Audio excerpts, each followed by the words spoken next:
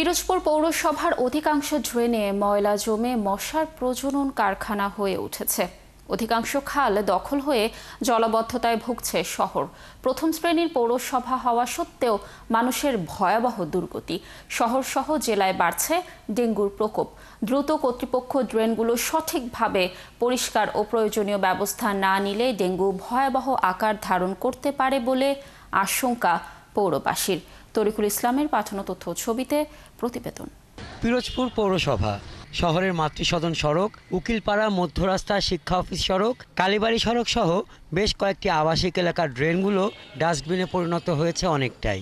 60 kilometre drain যথাসময়ে পরিষ্কার না করায় জমে থাকা বৃষ্টির পানিতে কিলবিল করছে মশা, এডিসের লার্ভা। 30 বর্গ কিলোমিটারের এ পৌরসভার 42টি খালের মূল শহরের মধ্যে থাকা অধিকাংশ খাল দখল করে গড়ে তোলা হয়েছে বিভিন্ন স্থাপনা। সম্প্রতি ভারানী নামে একটি খাল স্থানীয় বিভিন্ন স্বেচ্ছাসেবী সংগঠনের উদ্যোগে খনন ও দখলমুক্ত করার কাজ শুরু হলেও বাকি খালগুলো এখনও বেদখল। পৌরবাসীর অভিযোগ, বৃষ্টি হলে ড্রেনগুলো ভরে যায়, ড্রেনের ময়লাগুলো ওপরে চলে আসে। বর্তমানে শহরে মশার প্রকোপ বেড়েছে।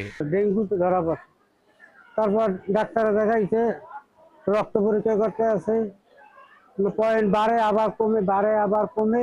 মাথা ঘুরায়, জ্বর, তারপর এই 2 দিন বাসায় থাকার পরে হসপিটাল নিয়ে আসি, আসার পরে দেখি ডেঙ্গু পজিটিভ। মঙ্গলবার দিন সকালবেলা জ্বর হচ্ছে, তারপর এই গাটা তো রাত পাবে এমন ব্যথা করতে আছে, মাথা যন্ত্রণায় মানে খাটে থাকতেই পারতে আসি না, শুইতেই পারতে আসি না। তারপর তো বিকেলে নিয়ে আসছে, ভিজিট দিয়ে কোন ডাক্তারের দ্বারা জানান টেস্ট করছে, ডেঙ্গু পজিটিভ ধরা পড়ছে। আর জোয়ারের পানিতেও আমাদের ড্রেনগুলো তলিয়ে যায়। আর ড্রেনগুলো তলিয়ে যাওয়ার ফলে ড্রেনের ময়লাগুলো সব রাস্তায় উঠে আসে এবং নিয়মিত পরিষ্কার পরিচ্ছন্নতা না থাকার কারণে দিন দিন আর কি এই মশা বংশবিস্তার করতেছে।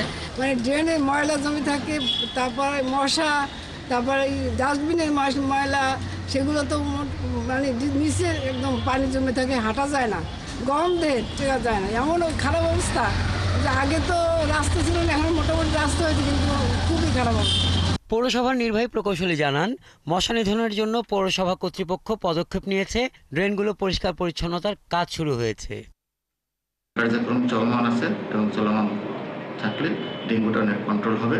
তো এখানে একটা সমস্যা, জোয়ারের পানি শহরে ঢুকে যায়, এই একটা বড় সমস্যা। কেন তো এটা তো আপনার মানে ডাউন স্ট্রিম, এটা ভাটি অঞ্চল, এদিকে অতি জোয়ারের সময় শহরে পানি ঢুকে যায়, তখন তো ড্রেনগুলো এমনি ভরাট হয়ে যায়, তার জন্য পানি নামে না।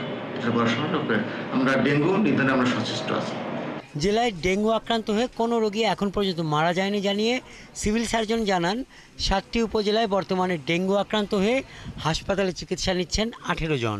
পুরো জেলায় এখন পর্যন্ত 553 জন রোগী ডেঙ্গু শনাক্ত হয়েছে, যার মধ্যে 535 জন রোগীকে চিকিৎসা শেষে ছাড়পত্র দেওয়া হয়েছে। এখানে স্থানীয় জনসাধারণ সহ বিভিন্ন যারা আছেন, স্বেচ্ছাসেবী সংগঠন আছে, তাদের সহ আমরা জেলা প্রশাসন এবং আমরা স্বাস্থ্য প্রশাসন বিভাগ সকলেই আমরা চেষ্টা করে যাচ্ছি লোকদেরকে সচেতন করার জন্য। দ্রুত অপরিষ্কার ড্রেনগুলো পরিষ্কার ও মশা নিধনে প্রয়োজনীয় ব্যবস্থা নিলে ডেঙ্গু থেকে মুক্তি মিলবে বলে অভিমত পৌরবাসীর।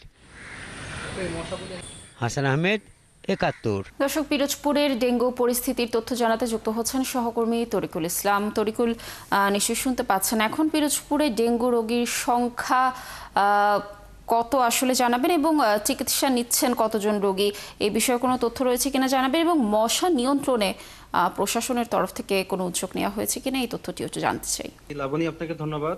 আপনাকে জানিয়ে রাখি, পিরোজপুর পৌরসভা একটি পুরাতন পৌরসভা। এই পৌরসভাটা পুরাতন হলেও কিন্তু সঠিক কোনো পরিকল্পনা নিয়ে কিন্তু এই পৌরসভাটি গড়ে ওঠেনি, যার কারণে কিন্তু আসলে নগরবাসী আস্তে আস্তে আসলে কিন্তু অনেক সমস্যার সম্মুখীন হচ্ছে। আপনাকে যদি জানিয়ে রাখি যে পিরোজপুর জেলার যে পৌরসভার যে ড্রেন গুলো রয়েছে, সেগুলো কিন্তু আসলে বর্তমানে মশা তৈরির কারখানায় পরিণত হয়েছে এবং প্রতিনিয়ত আসলে যে পৌরবাসী ডেঙ্গু আতঙ্ক নিয়ে পার করছে।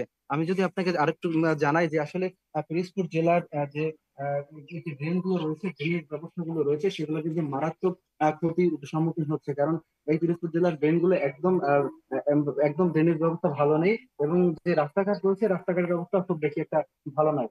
একটু বৃষ্টি হলেই কিন্তু আসলে অনেক পানি জমে যায় এই রাস্তাগুলোতে, যার কারণে কিন্তু এই মশার যে বংশবিস্তারে আসলে কিন্তু অনেক বেশি এই যে জমে থাকা পানি, সেটা কিন্তু আসলে অনেকটাই বড় কারণ হয়ে দাঁড়িয়েছে।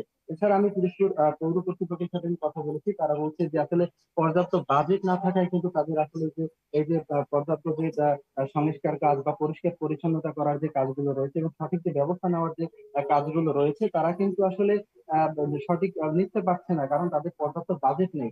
এবং আমি পিরোজপুর জেলা সিভিল সার্জনের সাথে কথা বলেছি, তারা জানিয়েছে যে আসলে পিরোজপুর জেলার যে অন্যান্য জেলার তুলনায় কিন্তু পিরোজপুরের ডেঙ্গু ব্যবস্থা কিন্তু ভালো রয়েছে। এখন পর্যন্ত কিন্তু আসলে বর্তমানে পিরোজপুর জেলার 7টি উপজেলায় কিন্তু 18 জন রোগী চিকিৎসা নিচ্ছে।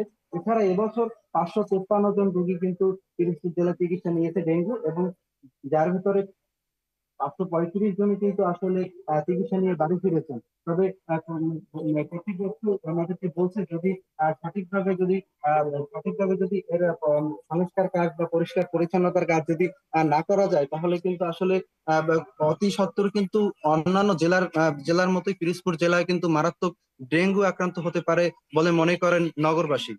এই ছিল আমার কাছে সর্বশেষ পিরোজপুর থেকে। তরিকুল, ধন্যবাদ আমাদের সাথে যুক্ত থাকার জন্য। দর্শক, পিরোজপুর থেকে সেখানকার ডেঙ্গু পরিস্থিতির সর্বশেষ তথ্য জানাচ্ছিলেন আমাদের সহকর্মী।